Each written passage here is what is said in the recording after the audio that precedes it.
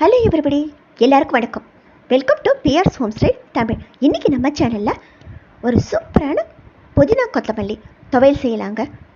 புதினா பொதுவாகவே நம்ம வயிறு ப்ராப்ளம் எல்லாத்துக்குமே ரொம்ப ஒரு அருமையான சொல்யூஷனுங்க. இதை நம்ம எந்த ரூபத்தில் நம்ம அடிக்கடி சேர்த்துக்கணும். வாரம் ஒரு முடியாவது புதினா துவையல், புதினா சட்னி இந்த மாதிரி நம்ம அடிக்கடி செய்யணுங்க. அது மட்டும் இல்லாமல் நாம் ஏதாவது பிரியாணி செய்தோம் அப்படின்னாக்கா, மஷ்ரூம் பிரியாணி, வெஜிடபிள் பிரியாணி, இந்த மாதிரி வெரைட்டியான பிரியாணி பண்ணும்போது இந்த புதினாவை அதில் நம்ம சேர்த்தோம்னா நல்லதுங்க. நான்வெஜ் செய்கிறவங்க கண்டிப்பாக இது சேர்த்துப்பாங்க, ஏன்னா ஜீரண சக்தியை அதிகம் கொடுக்குறது. அது மட்டும் இல்லை, கொத்தமல்லி ரொம்ப ரொம்ப சூப்பரான ஒரு நல்ல ஒரு கீரைன்னு சொல்லலாங்க. இது இரும்பு சத்து அதிகமாக இருக்குது. அது மட்டும் இல்லாமல் இந்த கொம்பட்டல் அது இதெல்லாம் எதுவும் வராதுக்கிறதுக்கு இந்த கொத்தமல்லி அவ்வளோ அளவுக்கு ரொம்ப நல்ல மருந்துங்க. இப்போ இதை வச்சு நான் ஒரு அருமையான துவையல் செய்கிறேன்.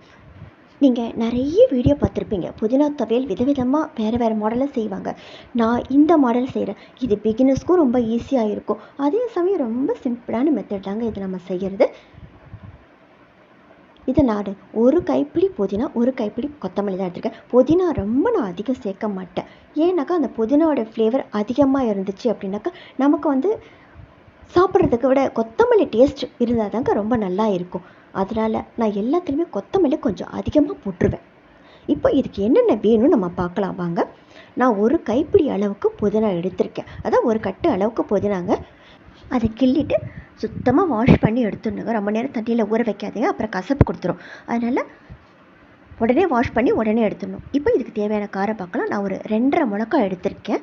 அப்புறம் இதை பாருங்கள், ஒரு 3 கொட்டை அளவுக்கு புளி எடுத்திருக்கேன். இதுக்கு புளிப்பு டேஸ்ட்டு கொஞ்சம் கூட இருந்தால் தாங்க நல்லாயிருக்கும். அப்புறம் ஒரு சின்ன துண்டு இஞ்சியை கட் பண்ணி எடுத்து வச்சுருக்கேன். இப்போது நாம் கடாயில் வெறும் எண்ணெய்லாம் எதுவும் ஊற்றக்கூடாது, ட்ரை கடாயில் ஒரே 1 ஸ்பூன் அளவுக்கு உளுத்தம்பருப்பு எடுத்து வறுக்கிறேங்க.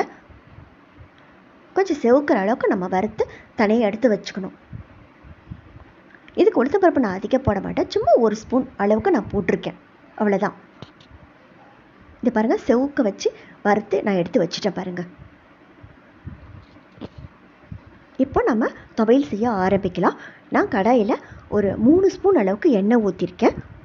நம்ம ஒரு கைப்பிடி புதினா எடுத்துருக்கதால் ஒரு 3 ஸ்பூன் அளவு எண்ணெய் ஊற்றினா போதும்.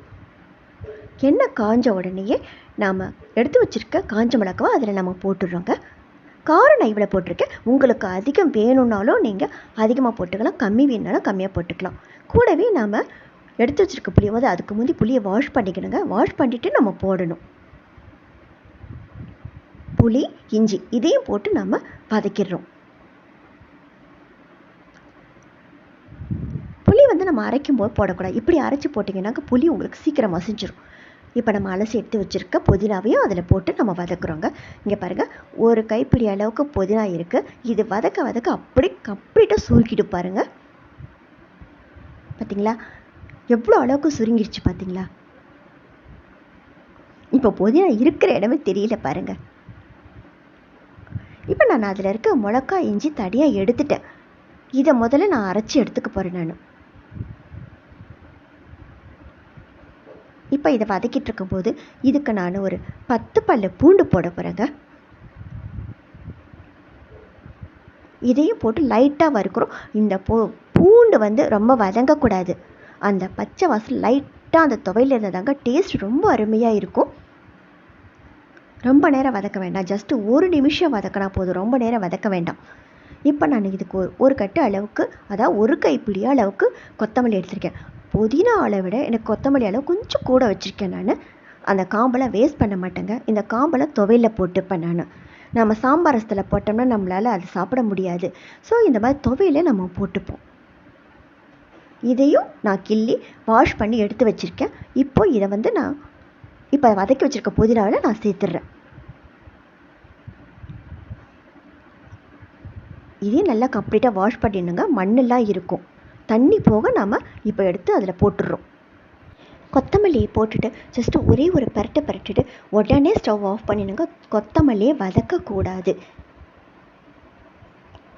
ஒரு பரட்டு மட்டும்தான் பரட்டணும், அவ்வளோதான். நம்ம ஸ்டவ் ஆஃப் பண்ணிவிட்டு இப்போ நம்ம என்ன பண்ண போகிறோம் அப்படின்னாக்கா, இப்போ வதக்கி வச்சுருக்க இந்த வானல் அப்படியே நம்ம மூடி வச்சிடுறோம். இதுலேயே நல்லா வதங்கி நமக்கு சூப்பரான ஒரு ஃப்ளேவரோட ஒரு துவையல் கிடைக்கும். ஒரு 5 நிமிஷம் அப்படியே மூடி வச்சுருவோம். அப்புறம் ஆற வச்சு நம்ம அரைக்க போகிறோம். இப்போ நான் மிக்சியில் மிளகாவையும் இஞ்சியும் போட்டிருக்கேன் இல்லைங்களா, அது கூட கல்லுப்பு போட்டு முதல்ல நான் அரைச்சி எடுத்துடுறேன். எடுத்துகிட்டு இந்த பாருங்க கம்ப்ளீட்டாக ஆறிடுச்சு. இதை நம்ம இப்போ மிக்சியில் மாற்றி நம்ம துவையில் அரைக்க போகிறோங்க. நாம் இதுக்கு முதல்ல கொஞ்சம் தான் உப்பு போட்டிருக்கோம். அப்புறம் டேஸ்ட் பார்த்துட்டு நம்ம உப்பு சேர்த்துக்கலாம். இப்போ மிக்சியில் இதையே போட்டுட்டு நாம் இப்போ அரைக்க ஸ்டார்ட் பண்ணலாங்க. நம்ம முதலையே உப்பு போட்டிருக்கோம். அதில் இந்த பாருங்கள் புளி பூண்டு எல்லாம் போட்டாச்சு. இப்போ தான் நம்ம நைஸாக அரைச்சிடுறோம். இதை அரைச்சிட்டு நம்ம ஆல்ரெடி நம்ம வறுத்து எடுத்து வச்சுருக்கோம் பாருங்கள் அந்த உளுத்தம் பருப்பு, அதையும் அது கூட சேர்த்து நம்ம அரைக்க போகிறோம். பாருங்கள் அருமையான துவையல் நமக்கு கிடச்சிருச்சு. இதை இப்போ நம்ம தாளிக்கணும். கடாயில் ஒரு 3 ஸ்பூன் அளவுக்கு எண்ணெய் ஊற்றிக்கிறோம். இதுக்கு ஒரு 3 ஸ்பூன் இல்லை 2 ஸ்பூன் இருந்தால் போதும். நான் 3 ஸ்பூன் ஊற்றிக்கிட்டேன். எண்ணெய் காஞ்ச உடனே கடுகு உளுத்தம் பருப்பு போடுறோங்க. கடுகு பொரிஞ்சப்புறம் நம்ம கொஞ்சோண்டு பெருங்காயம் போட்டுக்கிறோம். ஒரு 2 பிரஸ் அளவுக்கு நான் பெருங்காயம் போடுறேன். இதுக்கு நான் ஏன் எண்ணெய் கொஞ்சம் அதிகமாக ஊற்றிருக்கேன்னாக்கா, நாம் சாதத்தில் போட்டு பிசையும் போது அந்த கொஞ்சம் பசை இருந்தால் தான் நல்லா இருக்கும். ஸோ அதனால் நான் எண்ணெய் கொஞ்சம் அதிகமாக ஊற்றிருக்கேன். இப்போ பெருங்காயம் போட்டு தாளிச்சிட்டு அந்த தாளிப்பை நம்ம அந்த துவையில் நம்ம போட்டோம். நமக்கு சூப்பராக துவையல் கிடச்சிச்சு பாருங்கள். இந்த துவையில் சுட சுட சாதத்தில் போட்டு பசைஞ்சு சாப்பிட்டோம்னா அவ்வளோ நல்லா இருக்கும். சாதம் ஜில்லுன்னு போனாலும் அதை பசை சாப்பிட்றதுக்கும் நல்லா இருக்குங்க. அதே மாதிரி தயிர் சாத்துக்கு சாம்பார் சாத்துக்கு இதெல்லாம் தொட்டு சாப்பிட்றது நல்லா இருக்குங்க. இது இட்லிக்கு தொட்டுக்கலாம், தோசைக்கு தொட்டுக்கலாம். அருமையான துவையலுங்க இது. இது வித்தியாசமாக நான் செஞ்சுருக்கேன். இந்த மாதிரி துவையல் பெரியவங்களுக்காகட்டும் சின்னவங்களுக்காகட்டும் நல்ல ஜீரண சக்தி கொடுக்குதுங்க. இதில் சேர்த்துருக்க கொத்தமல்லி புதினா இஞ்சி பூண்டு இது எல்லாமே மருத்துவ குணம் நிறைஞ்சதுங்க. நம்ம உடம்புக்கு அவ்வளோ நல்லது. இது எல்லாமே ரொம்ப சிம்பிளாக செஞ்சுருக்கேன். உங்கள் எல்லாருக்கும் இது பிடிக்கும்னு நினைக்கிறேங்க. நீங்களும் இதை ட்ரை பண்ணி பார்த்துட்டு எப்படிக்கும் சொல்லி கமெண்ட் பண்ணுங்கள். மறக்காமல் சப்ஸ்கிரைப் பண்ணுங்கள். தேங்க்ஸ் ஃபார் வாட்சிங்.